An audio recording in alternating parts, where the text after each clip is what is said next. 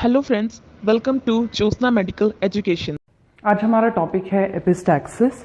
Epistaxis का मतलब है कि नाक में से खून आना। ओके, सो नोज ब्लीडिंग का जो दूसरा नाम होता है उसे हम मेडिकली एपिस्टैक्सिस कहते हैं। ओके, सो जो एपिस्टैक्सिस है उसकी क्या क्या वजह हो सकती है?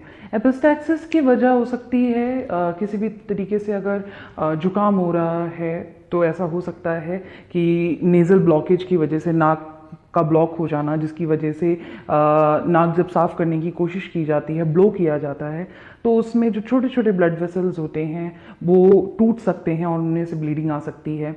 किसी भी मटेरियल का नाक में ना उस चीज़ को लेकर नाक में खुजलाना, जैसे कोई पिन हो गया, कोई माचिस की तिली हो गई, या फिर उंगली से मतलब जिसमें नाखून लग जाए और जिसकी वजह से ब्लीडिंग हो जाए, ऐसा हो सकता है। ऐसा भी हो सकता है कि वो जो पर्सन हैं वो कहीं गिर गए हों, तो गिरने की वजह से हो सकता है, कभी कभी फ्रैक्चर हो जाता है उसकी वजह से हो सकता है नाक में।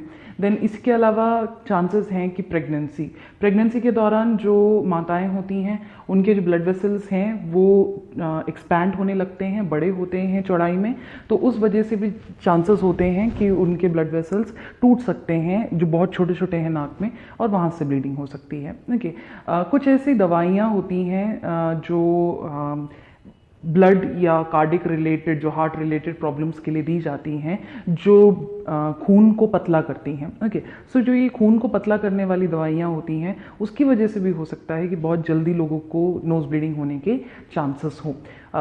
किसी और तरीके से, मतलब ये तो हमने दवाइयों के बारे में बात किया। दवाइयों के अलावा अगर व्यक्ति को खून या हार्ट से संबंधित कोई बीमारी हो तो उसकी वजह से भी हो सकता है कि उन्हें नोज ब्लीडिंग हो सकती है। तो ये कुछ बहुत कॉमन से रीजंस हैं जो हम देखते हैं जिनकी वजह से नोज ब्लीडिंग होते हैं। ओके, अगर हम टाइप्स के बारे में बात करें तो टाइप्स में दो तरीके से, किस जगह पे हो रहा है उस पर डिपेंड कर कर दो तरीके से हम बोल सकते हैं। तो दो तरीके से मतलब एंटीरियर और पोस्टीरियर, आगे वाले हिस्से में और पीछे वाले हिस्से में। तो आगे वाले हिस्से में अगर ब्लीडिंग हो रही, आगे वाले हिस्से से अगर ब्लीडिंग हो रही है तो इसका मतलब है कि जो छोटे छोटे ब्लड वेसल्स होते हैं उनके टूट जाना, वो ज़्यादा देर तक ब्लीड नहीं करते हैं और वो बहुत सीवियर कंडीशन नहीं है। ओके, पोस्टीरियर, पिछले भाग से अगर नाक के ब्लीड कर रहा है तो वहाँ बड़े ब्लड वेसल्स होते हैं, बड़े आर्टरीज वगैरह होते हैं, तो हो सकता है कि अगर वो टूटे हैं और उनमें से ब्लीडिंग हो रही है तो वो थोड़ा सीरियस कंडीशन है।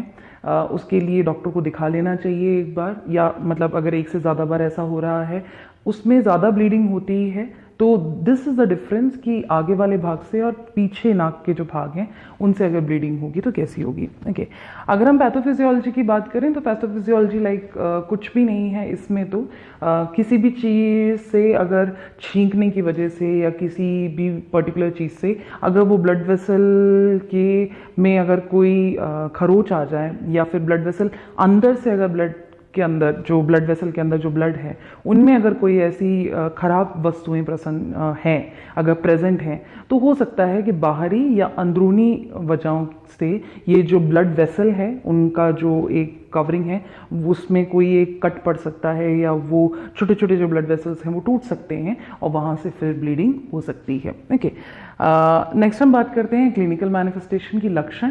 तो एपिस्टैक्सिस में और कोई लक्षण नहीं है। एपिस्टैक्सिस का लक्षण खुद ब खुद वो एक कंडीशन ही है जिसमें नोज ब्लीडिंग होती है। हाँ, खुद नोज ब्लीडिंग के बाद ज़रूर ऐसा लग सकता है कि थोड़ा सा नाक में थोड़ा भारीपन सा लगना, थोड़ा जुकाम जैसा फील होना उसके पहले या उसके बाद में।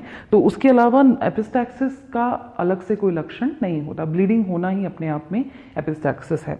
अगर हम डायग्नोस्टिक इवैल्यूएशन की बात करें तो नॉर्मली जो एपिस्टैक्सिस हो रहा है या जो ब्लीडिंग हो रही है वो, जैसे हमने कहा कि हो सकता है कभी कभी बहुत गर्मी वाली जो क्लाइमेट होती हैं, बहुत ड्राई जो एयर होता है, उन सब वजहों से होती है। तो उसके लिए कोई डायग्नोस्टिक इवैल्यूएशन की ज़रूरत या जांच कराने की ज़रूरत नहीं होती है। इवन इसके लिए डॉक्टर को कंसल्ट करने की भी ज़रूरत नहीं होती है।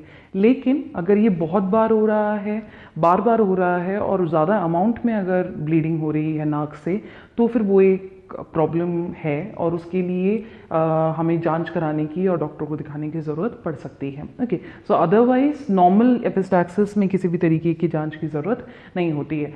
आगे अगर जैसे गिर गए थे या फिर डाउट है कि बोन में कोई प्रॉब्लम है, फ्रैक्चर हुआ है, तो उस कंडीशंस में एक्सरे कराने की, या कोई और ब्लड या न्यूरोलॉजिकल या हार्ट रिलेटेड प्रॉब्लम है तो उसके लिए फिर ब्लड टेस्ट, CT, MRI, ये सारी चीज़ें डिपेंड करती हैं कि किसी और बीमारी की वजह से एपिस्टैक्सिस हो रहा हो। लेकिन नॉर्मल एपिस्टैक्सिस में डायग्नोस्टिक इवैल्यूएशंस की ज़रूरत नहीं पड़ती है। ओके, नेक्स्ट अगर हम बात करें मेडिकल मैनेजमेंट की, तो मेडिकल मैनेजमेंट में अगर हम मेडिसिन के बारे में बात करें तो जेल्स आते हैं जिन्हें इंटरनली और ऊपर से हम अप्लाई कर सकते हैं। बेसिकली हम उसमें डिप करके कॉटन को अगर इंसर्ट करके रखें तो उससे हमें फ़र्क पड़ेगा। जो मेडिसिन हैं उसमें वैसो कंस्ट्रिक्टर होते हैं। वैसो कंस्ट्रिक्टर मतलब जो ब्लड वेसल को बिल्कुल उनका जो चौड़ापन है उसको कम करने में मदद करते हैं। उससे क्या हो जाएगा कि ब्लड का बहाव वहाँ पे रुक जाएगा। तो वो एक तरीका है जिसको हम टॉपिकल वैसो कंस्ट्रिक्टर कहते हैं। अगर नाक बंद है, जुकाम है, उन वजहों से अगर सांस नहीं ले पा रहे हैं और उस वजह से अगर वहाँ पे प्रेशर बना और ब्लीडिंग हुई है तो उन चीज़ों के लिए हम डीकंजेस्टेंट्स दे सकते हैं जो फिर कंजेशन हटाएगा और फिर ब्लीडिंग के चांसेस नहीं होंगे। ओके, सो ये कुछ तरीके हो गए। अगर एलर्जी की वजह से हो रहा है तो पर्टिकुलरली वो एलर्जिक कंडीशन हटाने के लिए एंटीहिस्टामिन्स आते हैं जो वहाँ पे एलर्जिक कंडीशन की वजह से जो खुजली होती है या जो इरिटेशन होता है उसको हटाने में मदद करते हैं। तो ये कुछ चीज़ें हैं जो की जा सकती हैं मेडिसिन के तौर पर। नॉन मेडिसिन या नॉन फार्मा तौर पर हम आइस की पैक्स रख सकते हैं। कॉटन या जो टैम्पॉन्स वगैरह आते हैं उसको हम जो वैसलीन होता है जिसको हम पेट्रोलियम जेली कहते हैं, पेट्रोलियम जेली में डिप कर हम उससे मतलब पेट्रोलियम जेली लगाकर उसको पेशेंट के नाक में जहाँ से भी अगर ब्लीडिंग आई है जिस भी तरफ से, तो वहाँ पे अगर इंसर्ट करके रखा जाए तो वो एरिया सॉफ्ट हो जाएगा और वहाँ पे खून के या फिर अगर ऑलरेडी उसको जुकाम था तो किसी भी तरीके की परत नहीं बनेगी, क्योंकि ये परत ही है जो हिलने पे फिर ब्लीडिंग होने के चांसेस होते हैं। ओके, सो ये था मेडिकल, फार्मा और non pharmacological. Okay, surgical normally ये कोई इतनी बड़ी प्रॉब्लम नहीं होती है अगर ये नॉर्मल कंडीशंस में हो रहा है। लेकिन जैसे हमने पहले कहा कि अगर ये किसी बीमारी की वजह से हो रहा है, किसी फ्रैक्चर की वजह से हो रहा है, तो उन कंडीशंस में हम देखते हैं कि पेशेंट्स के साथ सर्जिकल मैनेजमेंट्स किए जाते हैं। जैसे बोन अगर फ्रैक्चर हुआ है तो बोन का रीअलाइनमेंट करना या उसका करेक्शन करना, या फिर कोई और बीमारी है तो उस से रिलेटेड सर्जिकल प्रोसेसेस करना, जिसके बाद हम देखते हैं कि उन्हें एपिस्टैक्सिस नहीं होगा। लेकिन नॉर्मली जो जैसे क्लाइमेटिक कंडीशंस या थोड़ा बहुत जैसे ड्राई एयर या फिर ये जो नॉर्मल बहुत माइल्ड वाली चीज़ें हैं उसकी वजह से अगर नोज ब्लीडिंग हो रही है तो किसी भी तरीके की सर्जिकल मैनेजमेंट की ज़रूरत नहीं है। Okay, so last is nursing management. As a nurse हम क्या कर सकते हैं? एज अ नर्स हम उन्हें एडवाइस करते हैं कि जब उन्हें नोज ब्लीडिंग हो तो उन्हें क्या करना चाहिए। हम उन्हें बताते हैं कि जब उन्हें नोज ब्लीडिंग हो तो उस वक्त में वो बिल्कुल सीधा बैठें और सीधा बैठ के सर जो है वो थोड़ा सा आगे की तरफ टिल्ट करें। थोड़ा सा, बहुत ज़्यादा नहीं। बहुत ज़्यादा करने से ब्लीडिंग, ग्रेविटी की वजह से ब्लीडिंग के चांसेस और ज़्यादा हो जाएंगे। थोड़ा सा आगे इसलिए टिल्ट करने को कहा जाता है ताकि पीछे की तरफ टिल्ट करने से जो ब्लड है वो थ्रोट में जाने के चांसेस हैं एंड वो ज़्यादा नुकसान दे सकता है। तो थोड़ा सा आगे होगा तो जो ब्लड है वो पीछे थ्रोट की तरफ नहीं जाएगा। एंड फिर हम उन्हें एडवाइस करते हैं कि वो अपने अंगूठे और फिंगर से, इंडेक्स फिंगर से पिंच करें। पिंच करके थोड़ी देर पिंच करने में वो ब्लड वेसल्स जब पिंच हो जाएंगे तो वहाँ पे फिर ब्लीडिंग रुक जाएगी। जो हम वैसो कंस्ट्रिक्टर दे रहे थे वो भी वेसल को दबाएंगे ही, तो हम उसे उंगली से दबाने की कोशिश कर रहे हैं। ओके, सो ये हम एडवाइस दे सकते हैं। आइस की पैकिंग रखने की हम एडवाइस दे सकते हैं। उन्हें हम एडवाइस दे सकते हैं, उन्हें हम मदद कर सकते हैं ये जानने के लिए कि क्या ऐसी वजह है जिनकी वजह से उन्हें नोज ब्लीडिंग होती है।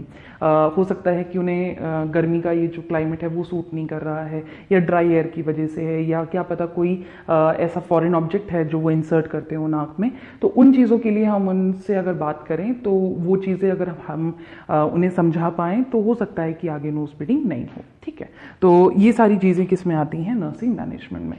तो आई होप कि आपको ये टॉपिक समझ में आया होगा। इससे रिलेटेड आपको अगर कोई भी डाउट है तो आप पूछ सकते हैं। Thank you.